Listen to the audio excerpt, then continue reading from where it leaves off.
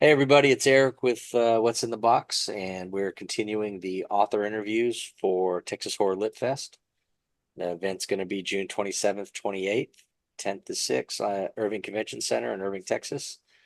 Today we have Stephen Whaler with us. How you doing? Well, how are you doing? Doing pretty good. Thanks for jumping on. Thank you.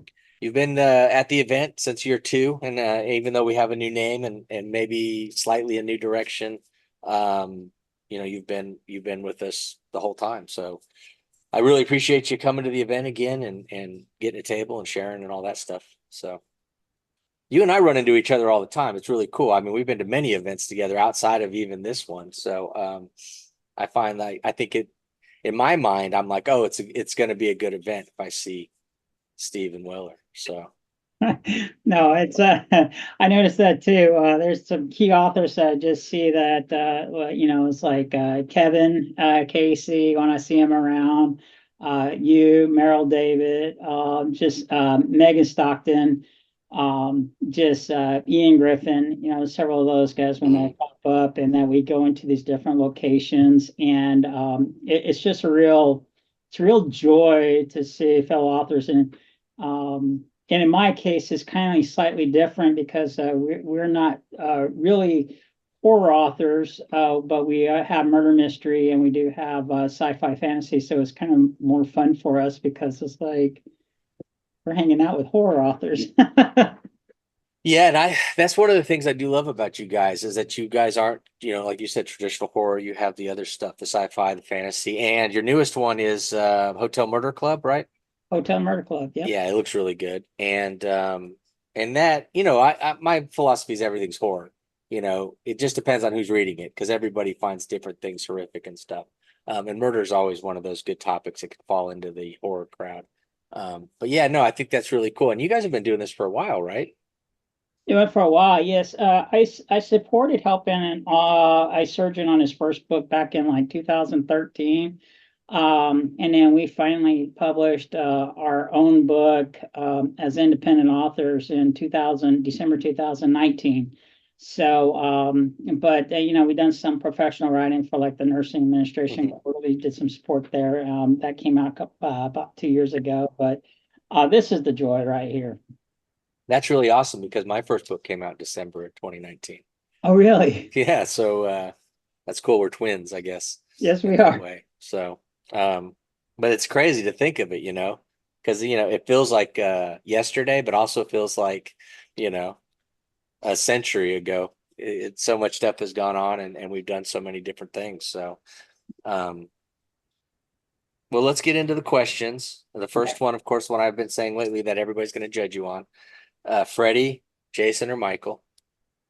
I had to say, I love entertainment. Hmm. So I have to go with Freddy Krueger. In fact, uh, Oh, got there you the go. Nightmare on Elm Street 3, probably my favorite of the series, 1 and 3. So I keep that. I was very happy that I came across that. And, but yeah, that's probably my favorite. But just from the pure, artistic value, though. I love the fact that the John Carpenter's Halloween had like no blood in it, that they just really kind of focusing on the camera angle. And then Jason, and there's just no reasoning with Jason. And I love how it just starts off with where it's the mother, and then kind of like you learn more about Jason. So they're all great. Hmm.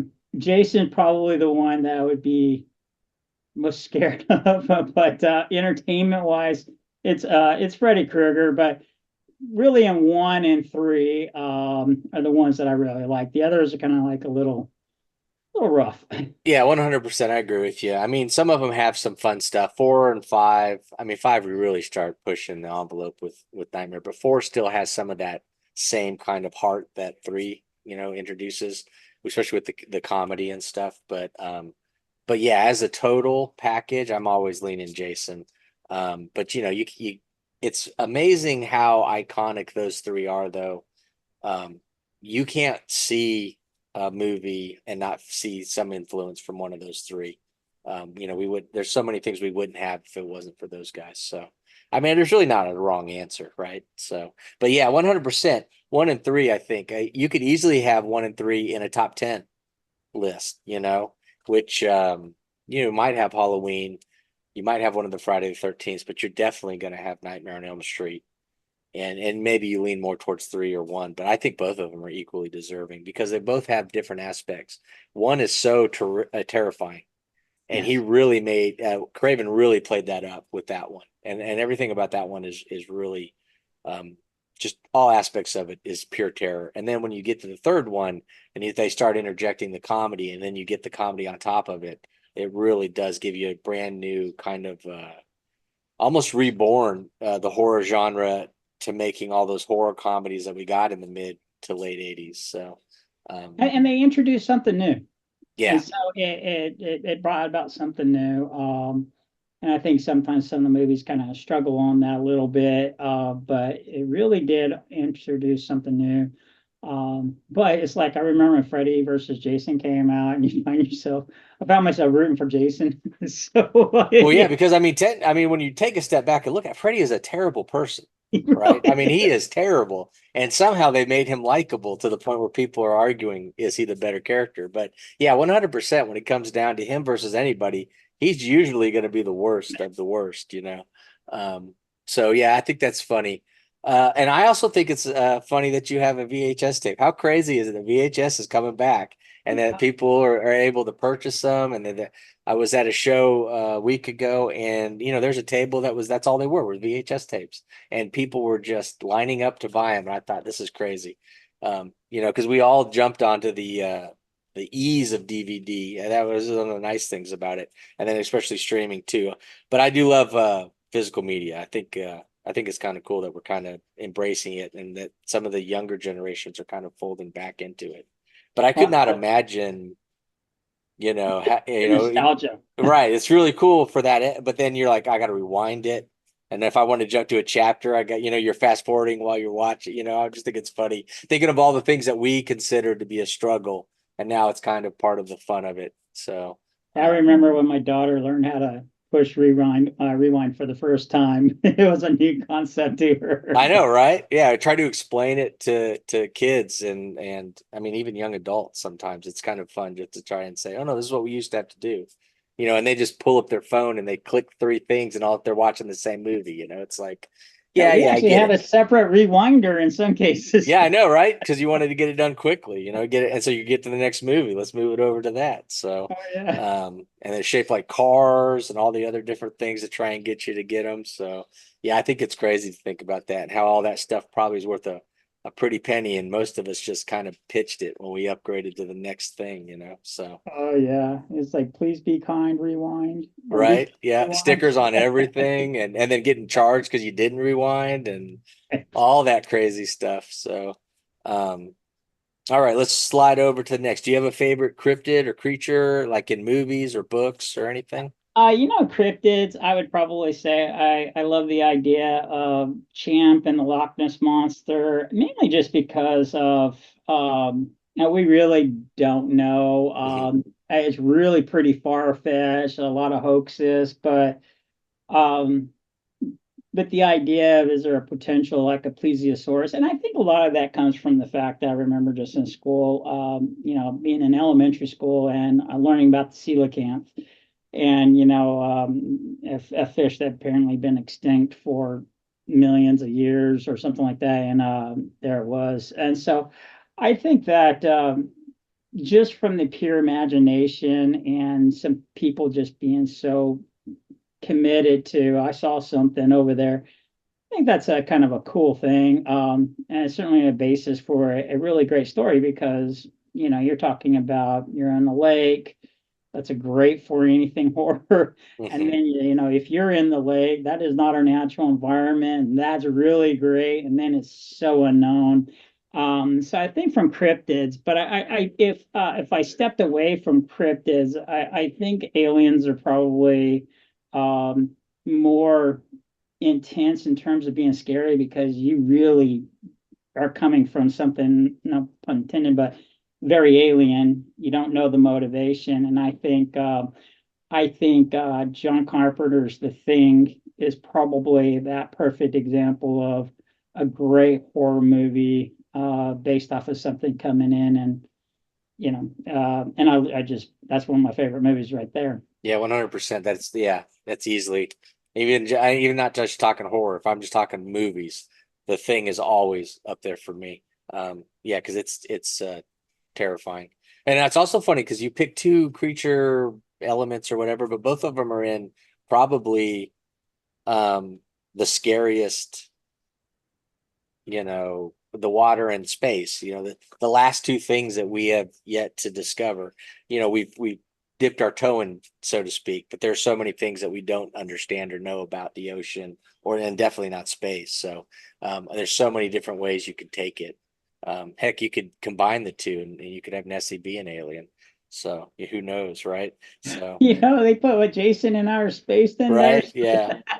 So, yeah, no, when I was growing up too, I mean, Nessie and Bigfoot were the two big ones, but I was fascinated with Nessie. I thought that was an incredible idea, incredible story that there would be this gigantic creature that somehow was able to, get caught like Bigfoot. Of course, you catch it with these grainy pictures and stuff, but then be able to disappear and have all these people that are searching for him not be able to really discover it. But there's got to be something there, right? So, um, and then to watch all the people with the hoaxes and stuff, that's always fun too. But yeah, no, With AI and everything, they're really trying to right. push it. So now it's just kind of like I Yeah, keep going back to the 80s, 90s and stuff like that, looking at that stuff, because now it's just hard to trust anything anymore, with what we're seeing. So yeah, and it's, it's getting better and better. I've seen some stuff recently and I'm like, well, this almost looks real. I mean, yeah. it's almost perfect. It's like, oh no, this is going to be a problem in another year or two. um, So, but it is what it is. I don't know how, I don't know how we're supposed to combat that because it doesn't seem that everybody cares. So, well, to see Steven Spielberg drawing a line in that space is on the creative space is definitely saying something yeah, it's over nice to there. see some of the bigger names come out and try and put a little bit of a stop to it. Yeah. But I think when it comes down to it, it's going to matter what the people that the consumers, if Mhm. the consumers don't care, then it's not going to matter. Yeah. It's going to end up just being a bunch of creatives yelling at each other. So, Yeah. um, That's exactly unfortunately. right. I So agree. the only thing I can think of is that we just keep our head down, we keep doing what we do, and we put out quality stuff, and people will gravitate towards it. And this may be just like the 3D fad of 10, 15 years ago when every movie had to be in 3D and everybody was getting 3D glasses and 3D televisions, and that petered out after about a year or so. I, So, I hope it's a fad. I think there's a place for AI. mhm. I'd rather it be very limited in the creative space, certainly not in the writing space. Oh, for sure. That's where the magic is right there. Yeah. That's the what authors bring themselves. But yes, I would love for that embracing of the people who come up with creative ways to illustrate, to depict something, and gets their hands dirty and just bring something magical to life, because you bring more heart to it. You bring more of that humanity to it, and you're creating something new. Whereas AI can do some pretty incredible things, but it's all based. I would say a lot of like the AI work is really. When I look at it, I think of Julie Bell and Boris Vallejo. Their painting style, they're amazing artists, but when you see it, it seems like that artistic style has been copied over in AI, and that's kind of like what I Mhm. see, which is crazy in my opinion. Yeah, no, it is. It's funny though because like I had an AC tech out here like I don't know a couple months ago, and he primarily did everything with AI, and I thought, well, that's a good use for AI because he fixed my AC in like half the time, and he got it figured out, and and it was what he thought it was, but he used AI to kind of double check just to make sure he wasn't missing something or if there might have been a cheaper way. And he actually found something cheaper to do. So I thought I was appreciative of that as well. So I was like, okay, there's a good use. There's a practical Oh use. yeah, And but yeah, but in the creatives, 100%, you're not going to get the same. You're not going to, and I think that's what's so cool about the indie community. Even over all the genres, many of them seem to get that, Yep. and they're rallying around human creation. So I think that's fun too. So Yeah, there's soul into it when you yeah. don't use AI. There's more soul to it. But I see some of the stuff other people do, and they can be entertaining. But Oh, for sure, for sure. when it comes to just the pure writing of it, oh, please just Yeah, and let that's the other humans problem is start. that, if you use AI for one aspect, you're going to get accused of using AI for all aspects, which then Exactly. causes so many problems, and that's a big headache. And so, like I said, Exactly. that's the problem. You got two things. One, you got the people that are cool and supportive, and we want to push human stuff, but then you also have the witch hunt where everybody's going out of their way to accuse everybody of stuff, and that's a bad scene too. So hopefully we can all just kind of get together and just keep writing and doing our thing. So. Yeah. Um, but that said, we need to find some Nessie stuff. So we need to get out there and somebody catch us a Nessie so we can see it in real life, but not just AI. Absolutely. So is there a book or a writer that kind of got you on the path to becoming an author yourself? I think the first time I really enjoyed reading and was thinking, wouldn't it be fun to write? I was back in the 80s, and it was this book actually right here, The Protectors, The Petrova Twist, and it was written by Zachary Blue. Um, Zachary Blue is AKA R.L. Stein. Oh, sweet. And so I just really love the simplicity of the writing of it. And in fact, a lot of my writing style that I try to do, I try to incorporate that kind of writing into to the young adult type of writing style into our writing. And but to me, it was just like that was a fun little adventure. That was a joy. I was really in there, and it's like, wouldn't that be great to create a world for other people to be entertained in. So, but yeah, that was the book right there. But I have a whole list of other books, but that's probably the book right there that probably inspired me the most. This little book Hmm. that my mother gave me as a kid, and just sparked my Is imagination. it part of a series? I mean, he did like two books, Two but of them? it was very short lived. They both came out that year, but that was the first one. I got like the second one over there, but Very it was cool. yeah, it's very simple, nothing crazy, but it was a little fun. A group of kids with special talents who Uh-huh. like working for a secret agency in the U.S. Doing some pretty neat things. See, and that was a cool thing about the 80s because I remember, I mean, there was like no fear in the 80s, especially for YA stuff. It wasn't like, oh, wizards are in, everything's a wizard. It was Right. just like, hey, kids like to read, here's a whole bunch of crap. And you That's could find anything written towards children or young adults that really could get you on the path for just about any genre or subgenre or anything. Um, I just remember thinking how amazing because that was a cool thing back in the day.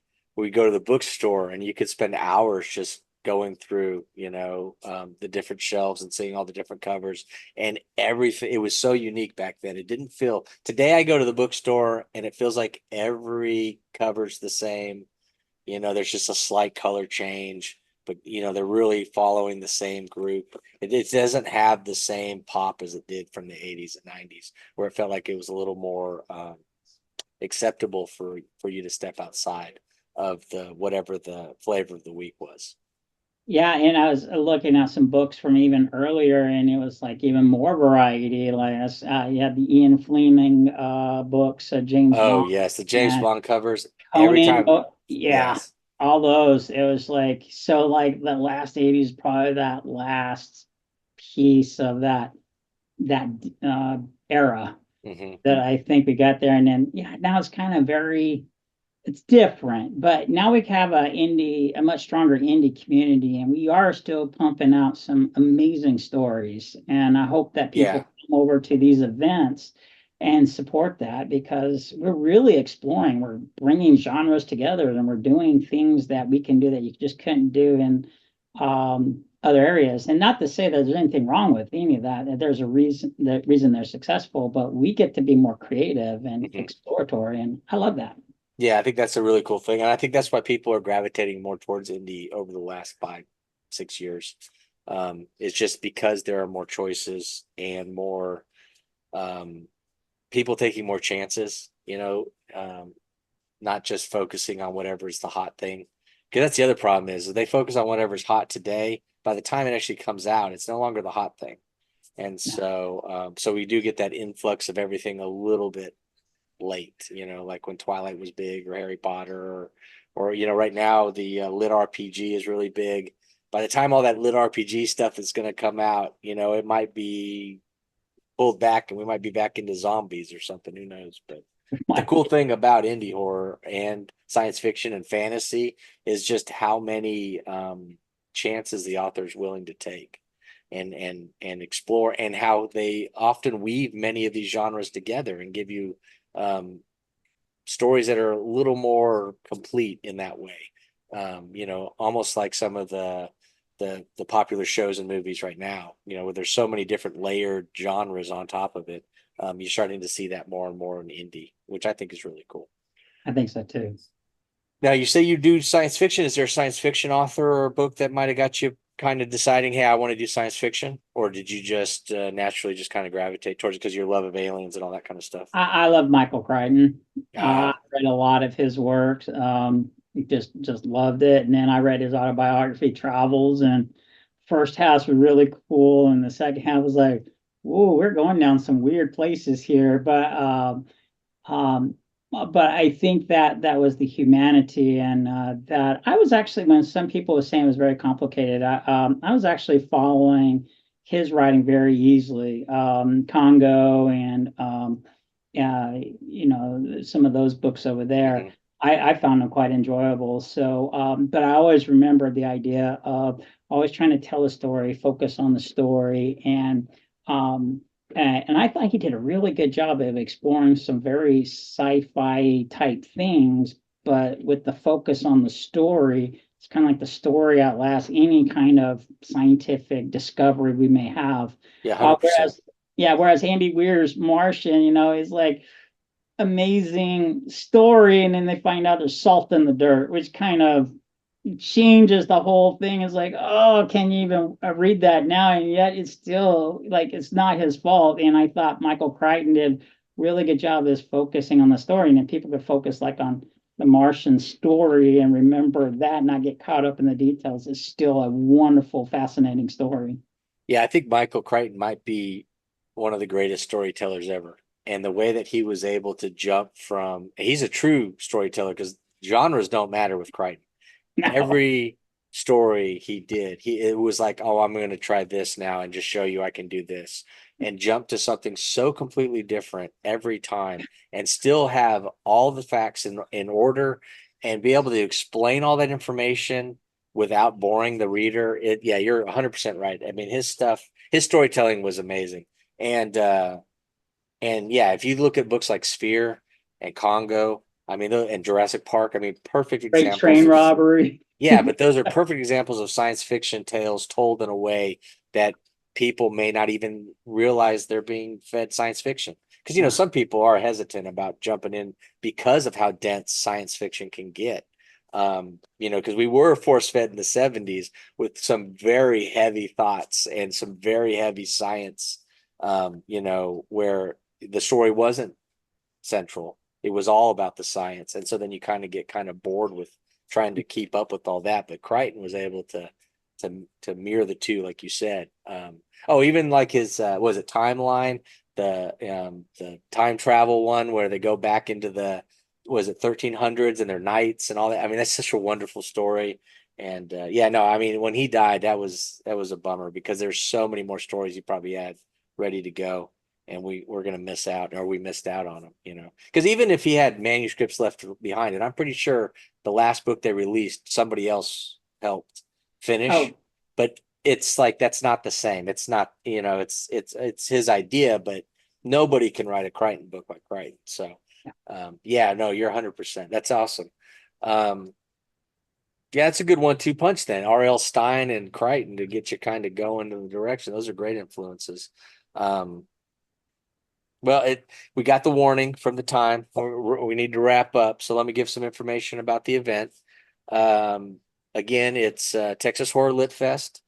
We're going to have science fiction, fantasy, horror, but within that, there's going to be romance and you know, for lack of a better term, there'll be some smut probably, and they'll have just a little bit of every mystery because you guys are going to have Hotel Murder Club, and I know there's a couple other tables that have some mysteries too, some thrillers, some dystopian stuff. So it's going to be a fun time. Hotel Murder Club just came out in April. April 28th, yeah. Yeah. And this is a favorite of people. So, Oh, very cool. Yeah, some of your sci-fi and fantasy. What and else do you again, have? the artists for here did like some DC work. So, Oh, very cool. yeah, so that's That's cool. awesome. And the artist, the illustrator for this series, did a lot of the illustrations inside the book series. So, again, just we just love the creative spirit of a lot of people. So, Oh being able yeah, no, that's awesome. I love it when you get illustrations inside the books too. That's another thing that I found that indie community is embracing and kind of bringing back is the inside illustrations that kind of disappeared for a couple of years there in the traditional stuff. Um, so come out June 27th, 28th.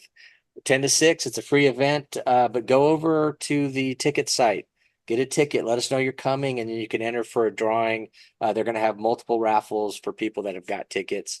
There is a charge for parking. I want to say it's $15, but everything else is free. So come hang out with us and find your next favorite book. Take it easy.